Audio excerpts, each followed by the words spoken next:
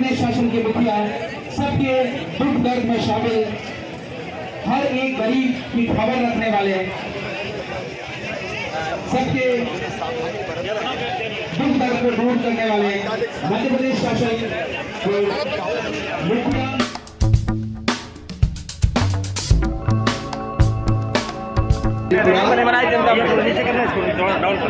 और तीसरा कौन से गाँव? वीरपुर।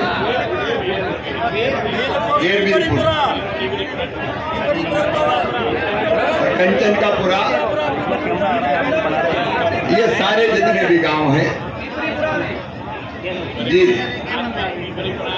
पीपलीपुरा मैं आया हूं तो यहाँ आया हूं, लेकिन सब गांव के लिए आया हूं जो आज परेशान हैं, बाढ़ में घिरे हुए हैं या जहाँ पानी भरा हुआ है। और इसलिए एक तो ये कहने आया हूं कि हमको एक तो तत्काल कुछ कदम उठाने की जरूरत है। पूरा प्रशासन साथ है, मैं आपके लिए आया हूं, पार्टी के सब वरिष्ठगण यहाँ मौजूद हैं। एक स्थायी समाधान और दूसरे तात्कालिक व्यवस्थाएं। एक कलेक्टर यहाँ पे हैं, कमिश्नर यहाँ पे हैं। ये पूरे क्षेत्र में, चूंकि मैं चिंतित था, कल भी मैंने रात में भी बात की, कल सवेरे भी मैंने बात की, पानी बढ़ने की संभावनाएं थी और अभी पानी बढ़ रहा है। तो जहाँ जहाँ से लोग निकालना है, केवल यहाँ नहीं, पूरे क्षेत्र से निकाल के ऊंचे स्थानों पर हम लेके आए। और एक बात से निश्चिंत रहना कि पानी से जो नुकसान होगा, चाहे वो नुकसान फसलों का हो, उसका पूरा सर्वे करवाएंगे और सर्वे करके राहत की राशि वितरित करने का काम करेंगे। उसकी चिंता बिल्कुल मत करना। सर्वे ठीक से हो, पारदर्शी हो, इसकी पूरी व्यवस्था बनाएंगे। और सर्वे केवल फसलों का नहीं, अभी मेरी कुछ बहनें मिली नीबरी पुरा की, वो बहुत परेशान थी और कह रही थी सब कुछ डूब गया। आप चिंता मत करना, मैं इसलिए आया हूँ कि घर में नुकसान हुआ तो घर का सर्वे करेंगे, सर्वे करके मकान को भी बनवाने का पैसा देंगे। उसकी चिंता मत करना। मकान अगर टूटा है, भगवान न करे कि ज्यादा नुकसान ना हो, लेकिन हुआ तो उसकी भरपाई करेंगे।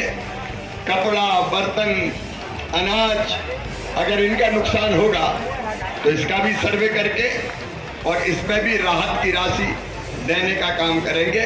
तो मैं आश्वस्त करने आपको आया हूं कि मुसीबत है, संकट है, परेशानी है, लेकिन इस परेशानी में आप अकेले नहीं हो। मामा भी आपके साथ है, पूरी सरकार आपके साथ खड़ी करने में आया हूं। अकेले आपको परेशान नहीं होने देंगे, मिलकर इस आपदा का मुकाबला करेंगे। और आप देख रहे हैं, मैं तो लगातार जब से ये बाढ़ की संभावना, पहले राजगढ़, फिर गुना, विदिशा और फिर यहाँ आज बढ़ा, तो मैं सीधे यहाँ आया कि चाहे कुछ हो जाए मैं जाऊंगा। और केवल यहाँ नहीं, मुरैना जिले के और भिंड जिले के भी और श्योपुर के भी जो गांव घिर रहे हैं, उनकी भी पूरी मदद की जाएगी। तो ये एक तात्कालिक समाधान। अभी जब तक पानी नहीं उतरेगा, राहत कैंप जारी रहेंगे, भोजन वगैरह की पूरी व्यवस्था करवाने का काम करेंगे। और घर में अनाज भी बह गया होगा तो प्रारंभिक रूप से अनाज की व्यवस्था भी करेंगे। लेकिन दूसरा, मैं एक निवेदन आपसे करना चाहता हूँ। देखिए, हर साल 3 साल से ये आपदा आ रही है। हर साल चंबल में बाढ़ आती है और चंबल की बाढ़ के कारण हम सबको ऐसी मुसीबत का सामना करना पड़ता है। पिछली बार आदरणीय नरेंद्र सिंह तोमर जी ने आपके सामने प्रस्ताव ये रखा था। आज मैं फिर आपसे ये कहने आया हूँ कि देखो, हर बार की झंझट से बेहतर है आप सब सहमत हो जाए तो ऊंची जगह आपको दिखा के, जैसे यहाँ एक जगह चिन्हित की है, ऊंची जगह आपको दिखा के वहाँ एक नई कॉलोनी बना के बसा दिया जाए, ताकि बार बार इस परेशानी से बच जाए। अगर सब सहमत होते हैं तो इस आपदा के बाद, अभी तो इससे निपटना है तत्काल, लेकिन कई बार मनुष्य का स्वभाव होता है, आफत आई तो अपन कहते हैं कि नहीं ठीक है, ऊंची जगह ले चलो, और बाद में फिर आफत गई तो फिर कहते हैं कौन छोड़ के जाए। आपकी 2 चीजें, एक ऊंचे स्थान पर बसाने की और दूसरी चीजें जो माताओं बहनों ने मुझे बताई, कटाव के कारण कच्ची रास्ता है उसमें आने जाने में बहुत दिक्कत होती है रोड की, तो रोड तो बनवाएंगे, मैं इसको स्वीकृत करता हूँ, तो रोड बन जाए, लेकिन बेहतर ये है कि आपका जो गांव है उसको ऊंचे स्थान पे लेके बसा दे, तो हर साल की ये दिक्कत समाप्त हो जाए। तैयार होंगे क्या आप सब तैयार हैं? तो कलेक्टर इधर आ जाए भाई जरा।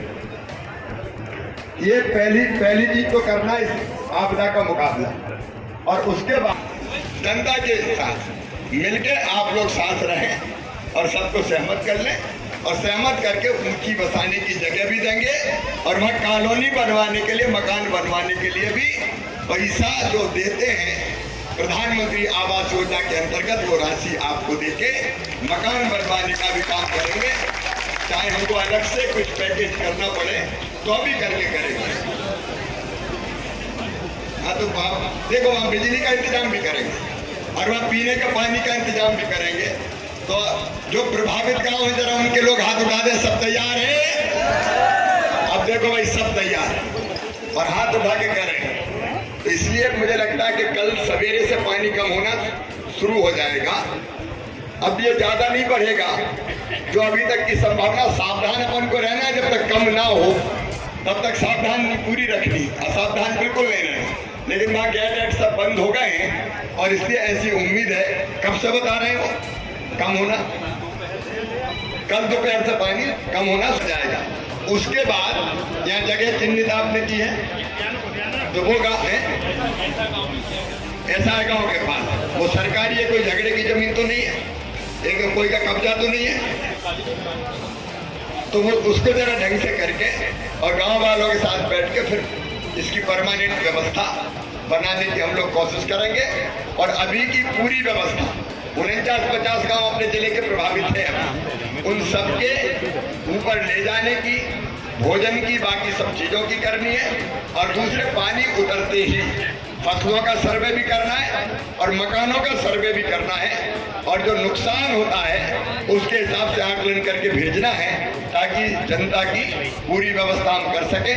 रोड की बात आपने कही थी, तो रोड तो बनवाएंगे, उसको भी स्वीकृत करेंगे। मैं इसलिए आया हूँ, नहीं तो मैं वहाँ बैठ के भी बात कर सकता था, लेकिन मेरा मन नहीं माना कि जब मेरे भाई और बहन परेशान हैं, गाँव घिर रहे हैं, तो सीधे केवल हेलीकॉप्टर से ऊपर से नहीं, जमीन पे आके बात करनी चाहिए। और कि मुरैना उतर के फिर वहां से सीधा यहाँ आपके बीच पहुंचा हूँ। बिल्कुल चिंता नहीं करें, आप अकेले नहीं है, पूरी भारतीय जनता पार्टी का नेतृत्व आपके साथ है, मामा आपके साथ है। आज नरेंद्र सिंह तोमर जी जो अपने केंद्रीय मंत्री और आपके यशस्वी सांसद है, उनसे बात हुई, वो भी बाद में जरूर आएंगे। आज चूंकि मैंने तो कार्यक्रम बना लिया, किसी समय मुझे जाना है, उनसे चर्चा हुई, तो वो भी बाद में आएंगे। और केंद्र सरकार और राज्य सरकार मिलके आपके लिए बेहतर काम करेगी, ये कहने और आश्वस्त करने में आपके बीच आया था। धन्यवाद।